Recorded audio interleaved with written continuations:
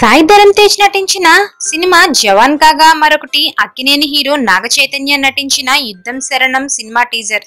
Sai cinema దేశభక్తి కథా నేపథ్యంలో తెరకెక్కగా చైతు సినిమా పక్కా కమర్షియల్ పదంలో రివెంజ్ నేపథ్యంలో తెరకెక్కినట్లుగా స్పష్టమవుతోంది. విశేషం ఏమిటంటే ఈ రెండు చిత్రాల ద్వారా ఇద్దరు రచయితలు దర్శకులుగా టాలీవుడ్ కు పరిచయం అవుతున్నారు. ముందుగా మెగా హీరో టీజర్ కు వస్తే సీరియస్ మోడ్ లో సాయి చెప్పిన డైలాగ్స్ బాగున్నాయి. ముఖ్యంగా దేశభక్తి అనేది కిరీటం కాదు, కృతజ్ఞత అనే డైలాగ్ ఫస్ట్ టైం కి కనెక్ట్ అవుతుంది. సాయి లుక్స్, తమన్ అందించిన నేపథ్య సంగీతం కూడా ప్లస్ పాయింట్స్. ఇక ప్రధానమైన విషయానికి వస్తే చిత్ర కథంతా దేశభక్తితోనే తిరుగుతుందన్న ఫీలింగ్ ను ఈ టీజర్ ఇచ్చింది. కమర్షియల్ అంశాలతో ఈ సినిమా రూపుదిద్దుకుందనే లేదా తెలియాలంటే థియేట్రికల్ ట్రైలర్ వరకు వేచి చూడాల్సిందే.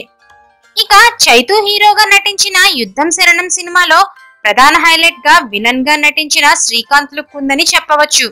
సాఫీగా సాగే చైతు ఫ్యామిలీలో లైఫ్ లోకి శ్రీకాంత్ ఎలా ప్రవేశించాడు, దానికి చైతు ఎలా రివెంజ్ తీర్చుకున్నాడు అన్న థీమ్ తోనే రూపొందిందని టీజర్ ఫుల్ క్లారిటీ ఇచ్చేసింది.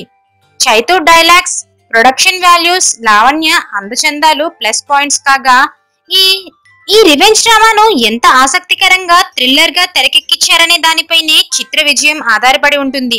ఇలా కొద్ది నిమిషాల వ్యవధిలో ప్రేక్షకులను పలకరించిన ఈ రెండు సినిమాలు కూడా రేపు సిల్వర్ స్క్రీన్ పై ఒక వారం గ్యాప్ లో థియేటర్లో ప్రత్యక్షం కానున్నాయి.